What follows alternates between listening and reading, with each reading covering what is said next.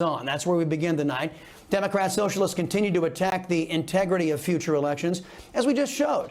My next guest decimated deranged socialist arguments against voting integrity at last week's Oversight Committee hearing. Joining me now, South Carolina Congresswoman Nancy Mace. Great to have you back, Congresswoman. You know, great job in bringing stats to combat left-wing hysterics we see from the socialists and the fake news press.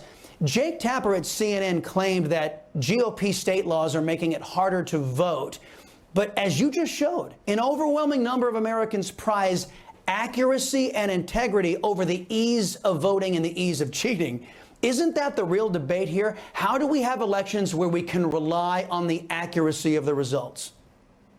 Right. And our American voting system is only as good as people's confidence in it. And voting laws are put in place in different states to actually protect voter rights, not oppress the vote.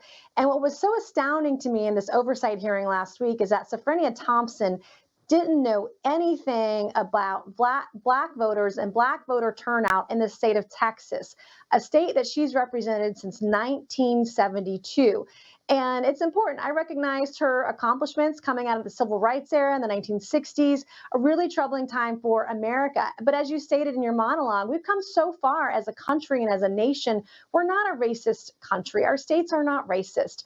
And black voters turn out, they vote, they register to vote and vote just as much as white voters do.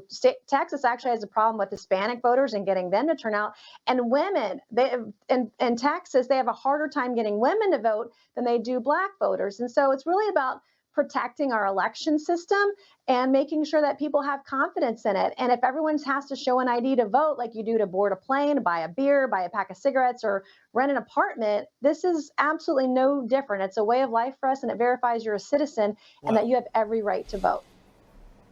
Well, Congresswoman, you'll have to forgive Safrenia Thompson for not knowing a damn thing about what her voters want or what her constituents want, because, as you heard, she is a slave. She's proclaimed a slave, and the press, of course, allows her to get away with claiming she's a slave. Anyway, let's move on. Moments ago, Joe Biden called for New York Governor Cuomo to resign.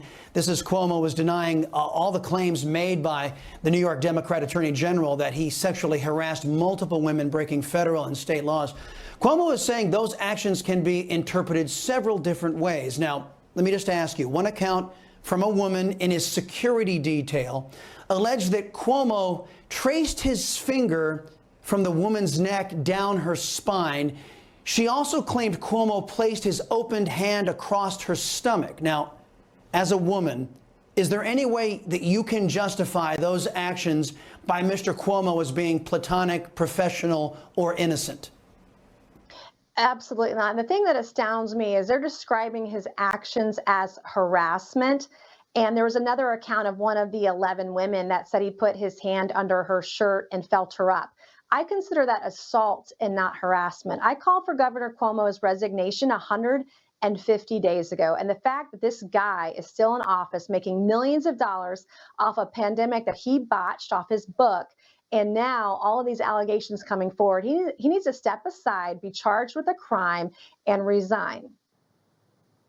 CNN anchor, in the meantime, and brother of Governor Cuomo, Fredo Cuomo, he's alleged to have advised his brother on how to deal with the sexual assault allegations. Now, when these revelations first surfaced, CNN took absolutely no action against their star host. Now, what do you think about these revelations, what they'll do to CNN's credibility with not only the Republican Party, the Republican caucus, but what about its credibility with the nation? Well, CNN already has a credibility issue with how they cover the administration or anything going on in Congress. If you have an R by your name, good luck either getting on the network or getting a fair shake. Having been on the show on CNN multiple times, I can tell you they go after Republicans. They don't want a fair shake. They don't want to tell both sides of the story, from what I can tell, and especially in their coverage. And that's one of the frustrations with people in mainstream media. Is no matter what happens, look at what happened last week with Nancy Pelosi telling the Capitol Hill police that you're going to be arrested if you don't wear a mask. You then had mainstream media calling for people to be arrested if they weren't vaccinated. So I think that we've got to be very careful with who we, watch and get news from, and that we deal in facts and not fiction. And if that means you've got to watch both sides from both different angles, regardless of the news outlet, watch them all, because you'll get a different story on each of the networks. All right. Last thing here. Joe Biden is secretly streaming thousands of illegal aliens infected with the China virus into the United States every month. He and the unqualified NGOs that he's using refuse to tell the American citizens of the public health threat that Mr. Biden himself is creating. First, how is this legal for Biden to do this to our people? And when do you think the GOP will actually stand and defend our communities, or can they? It's crazy what's happening at the border. In fact, I was on the road today and I was reading different news articles about another surge in the border crisis just today and hospitalizations at the border. If you're an American citizen visiting Mexico on vacation, you have to come back to the United States to go home. You have to have a negative COVID test to come back to the United States. But if you go to the border, it's a super spreader event. They're not wearing masks. They're not getting vaccinated. And they sure as hell are not testing them for COVID-19. And we know that they're spreading the Delta variant at the border, and they were putting them on planes and sending them elsewhere around the country. This is so anti-American, not America first, not American citizens first.